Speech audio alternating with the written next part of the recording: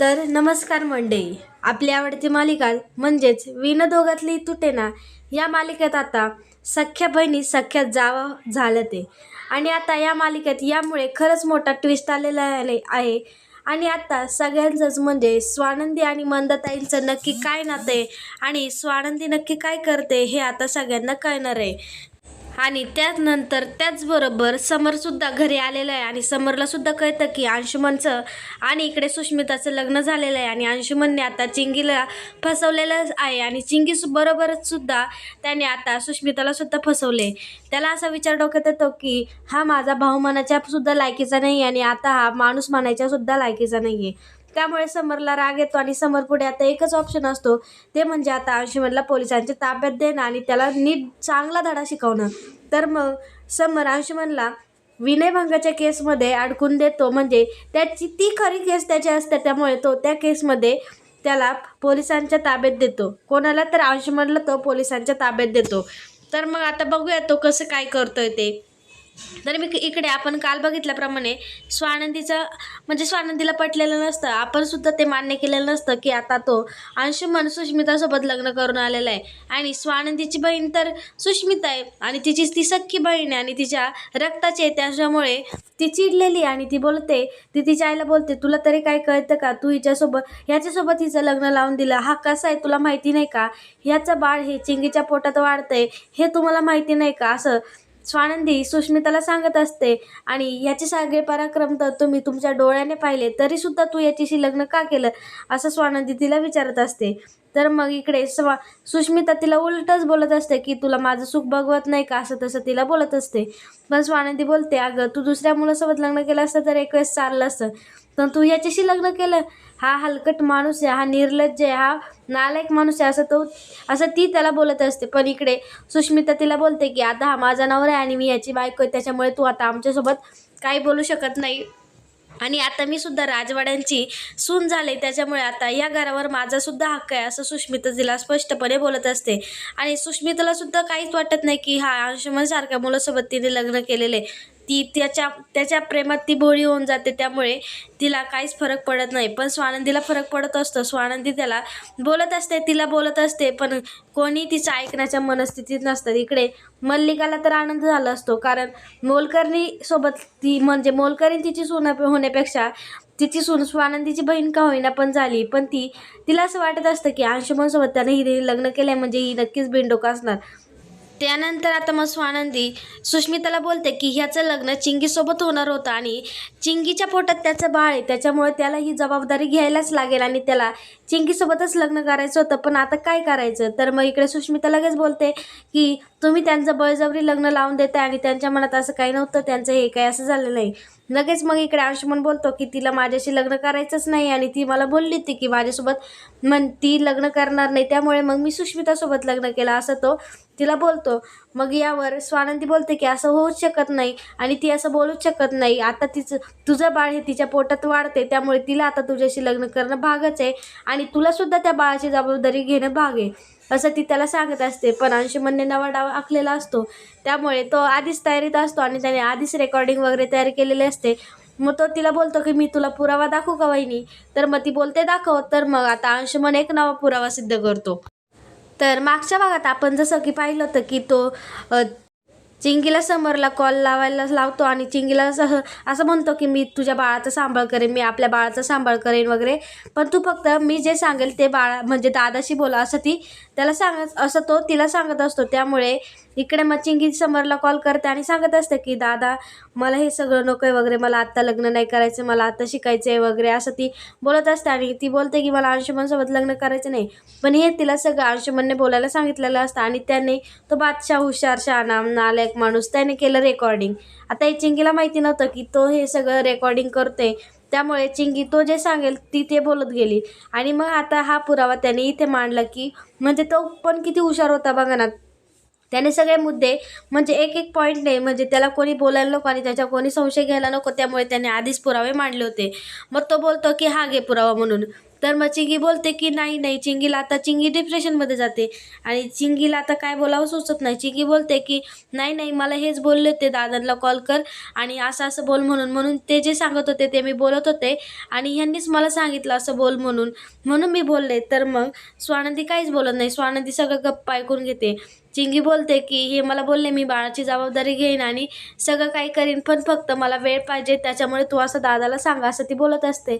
मग आता स्वानंदीला काय नक्की बोलावं हे कळत नाही. स्वानंदी तिथून पटकन निघून जाते.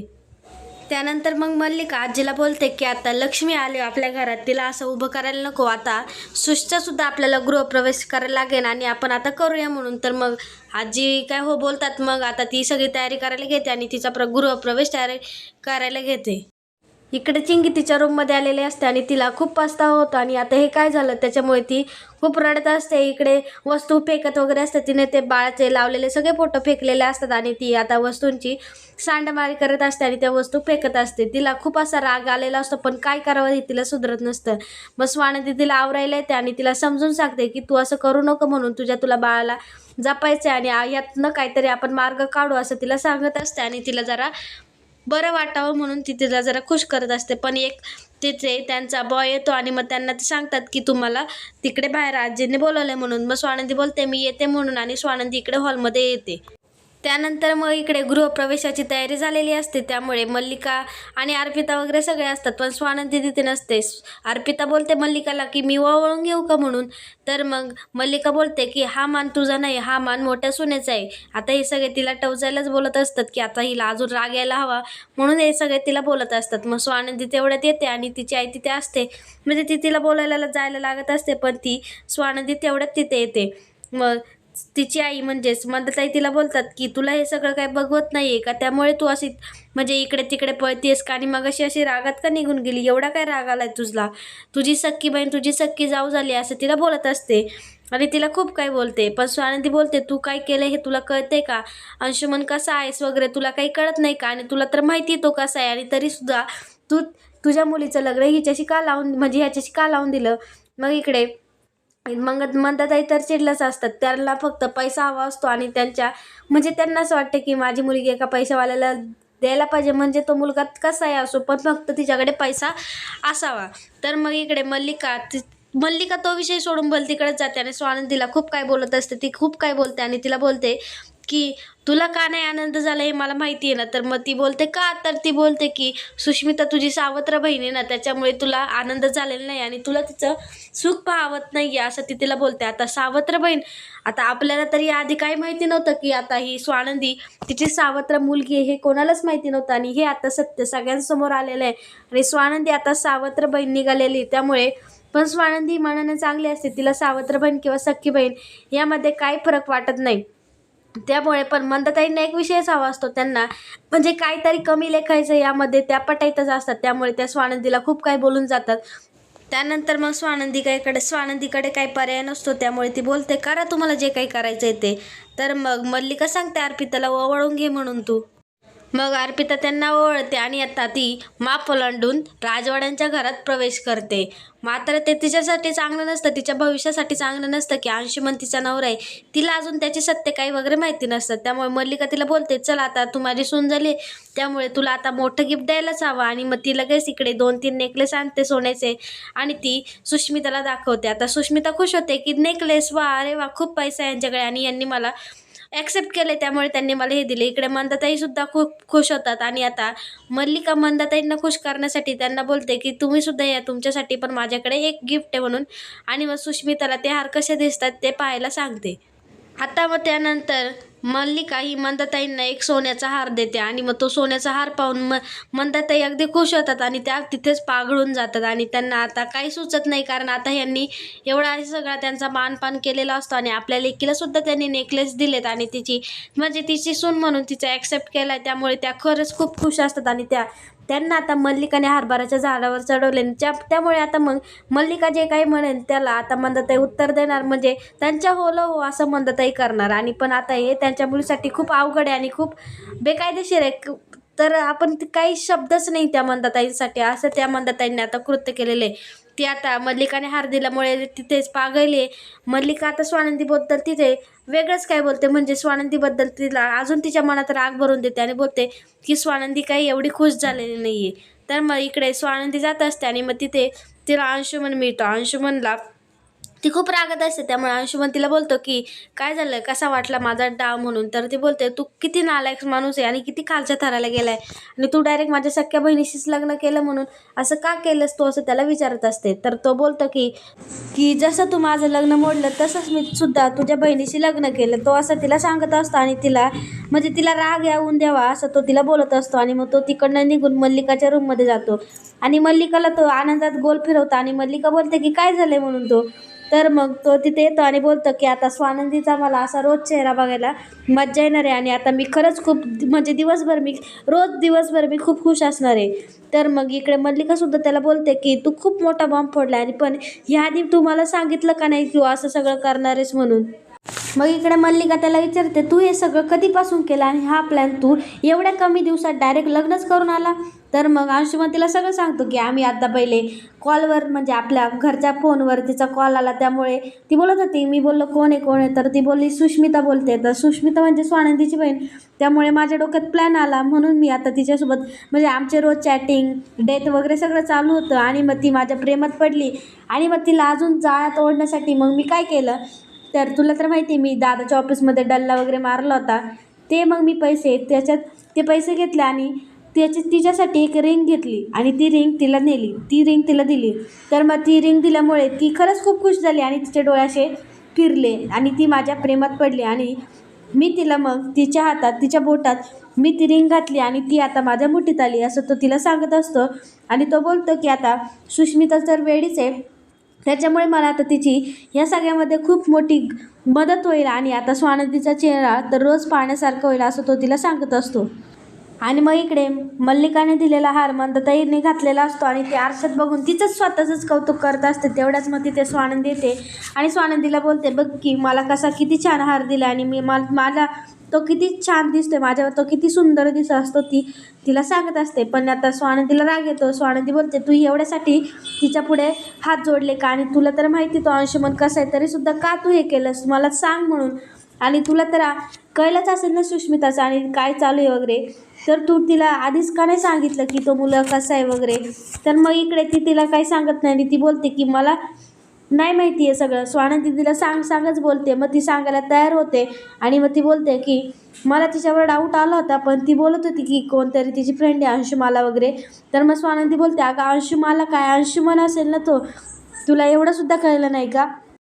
तर मग ती मल्लिका बोलते अगं मला तिच्यावर विश्वास होता म्हणून त्याच्यामुळे मी काय बोलले नाही आणि माझ्यासुद्धा मैत्रिणीचं नाव अंशुमाला आहे त्याच्यामुळे मी काय एवढा विचार केला नाही. पण एक दिवशी तिच्या हातात रिंग घालून आले आणि तीसुद्धा सोन्याची, त्यामुळे मग मला प्रश्न पडला. मी तिला विचारलं की ही रिंग तू कुठून घालून आली, जाता वेळेस तर तुझ्याकडे काही नव्हतं आणि तू आता ही डायरेक्ट सोन्याची रिंग कोणाची आणली, कोणी दिली. तर तिने काय खरं सांगितलं नव्हते, पण मी तिला विचारलं आणि मग ती माझ्यासमोर ओळखली, ती मला ती अंशुमनने दिली म्हणून. तर मग म्हटले मी अंशुमन, पहिला तिच्यावर मी धावले, पण नंतर ती बोलली की तो खरंच खूप चांगला आहे, नाहीतर त्याने मग मला ही रिंग का दिली असते आणि एवढ्या महागाची रिंग आहे ती. मग आता रिंग वगैरे दिली, एवढा पैसा दिला, त्यामुळे आता मंदताईसुद्धा पागळतात. त्यामुळे मग ती बोलते त्यामुळे मी दिलं लग्न लावून आणि मलासुद्धा अंशुमन हा आवडला आहे. तू उगाच त्या अंशुमनबद्दल आमच्या मनात काहीतरी गैरसमज करून दिला आहे, पण तो खरंच चांगला आहे असं ती तिला बोलत असते. आणि आपल्याला पुढील भागात तर समजलंच आहे आपल्याला काय होणार आहे. तर समर आलेला असतो. समर सुष्मिताला विचारतो तुझं कोणासोबत लग्न झालं आहे.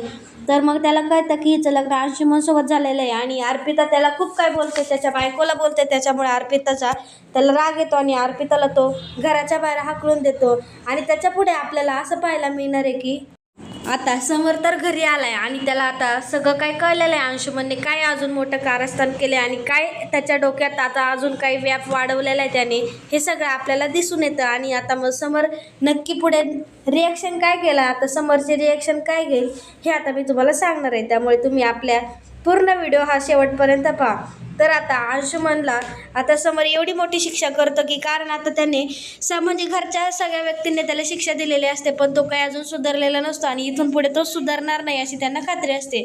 त्यामुळे आता त्याला पोलिसांच्या ताब्यात देणं हीच एक शिक्षा आता उरलेली असते. त्यामुळे आता ह्याने तर दुसरं लग्न केले आणि चिंकीच्या पोटात त्याचं बाळ आहे. त्यामुळे आता समोर अंशुमनला विनयभंगाच्या केसमध्ये अडकवतो, म्हणजे ती त्याच्यावर केस टाकतो आणि त्याला पोलिसांच्या ताब्यात देतो.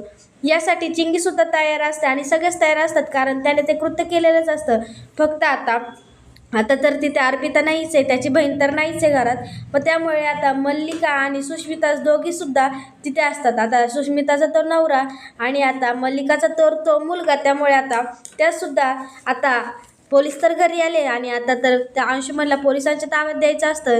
त्यामुळे आता सुष्मिता समोरकडे येते आणि समोरचे पाय धरते, समोरच्या पाया पडते आणि त्याला बोलते की तुम्ही असं काही करू नका आणि अंशुमनला पोलिसांच्या ताब्यात देऊ नका, त्याची काही चूक नाही वगैरे. म्हणजे ती त्याच्या बाजूच घेत असते आणि ती आता अंशुमनचीच बाजू घेणार. यात काय अंशुमनची चूक नाही, ती मोलकरी नव्हती आणि त्या मोलकरणीसोबत हे कशी लग्न करणार असं ती म्हणजे असं सुष्मिता समोरला बोलत असते. आता मग समोरला सुष्मिताचा सुद्धा राग येतो, त्यामुळे सुष्मिताच्या तो कानाखाली देतो आणि मग आता सुष्मिताचं तो ऐकणार नसतो. तर मग येते मल्लिका सुद्धा समोरच्या पाया पडते आणि समोरला बोलते की तू असं काही करू नको आणि एवढी मोठी शिक्षा त्याला काही देऊ नको. पण आता अंशुमनने हे कृत्य असं केलेलंच असतं आणि तेव्हा तर समर घरी नसतो, पण आता समर घरी आलाय. त्यामुळे आता समर काहीतरी मोठीच रिॲक्शन घेणार ना. त्याला किती वेळा जरी समजवलं तरी तो आता समजणारामधला राहिलेला नसतो. पण आता समरने अंशुमनचं खूप काही बघितलेलं असतं आणि आता त्याला लाजसुद्धा वाटते की हा माझा भाऊ आहे आणि हा आता एक माणूस आहे. आणि त्याने लग्नात तर सांगितलंच होतं की आता मी तुझ्याकडे फक्त एक माणूस म्हणून पाहणार. पण आता तो माणूस म्हणायच्या लायकीचा सुद्धा उरलेला नसतो हा अंशुमन. त्याला असं तो खूप काय बोलतो, पण आता समर भोळा असतो, त्याला खूप काही बोलता येत नाही आणि त्याने अंशुमनवर खूप प्रेम केलेलं असतं, म्हणजे स्वतःच्या मुलाप्रमाणे त्याला जीव लावलेला असतो. पण आता अंशुमन निघायलाच असतात, त्याच्यामुळे त्याच्याकडे काही दुसरा पर्यायच नसतो. त्यामुळे आता हा समर कोणाचाही नाही ऐकता आता अंशुमनला नक्की पोलिसांच्या ताब्यात देईल का परत तो सुष्मिताचा विचार करेन की आता सुष्मिताचं सुद्धा वाईट नको व्हायला आणि तिच्या मनाखातर तो आता अंशुमनला घरी ठेवेल की आता अंशुमनला पोलिसांच्या ताब्यात देईल.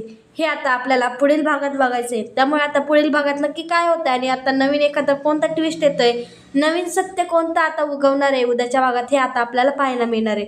त्यामुळे असंच आमच्या चॅनलला सबस्क्राईब करा आणि आमच्या असेच व्हिडिओ पाहत राहा. धन्यवाद.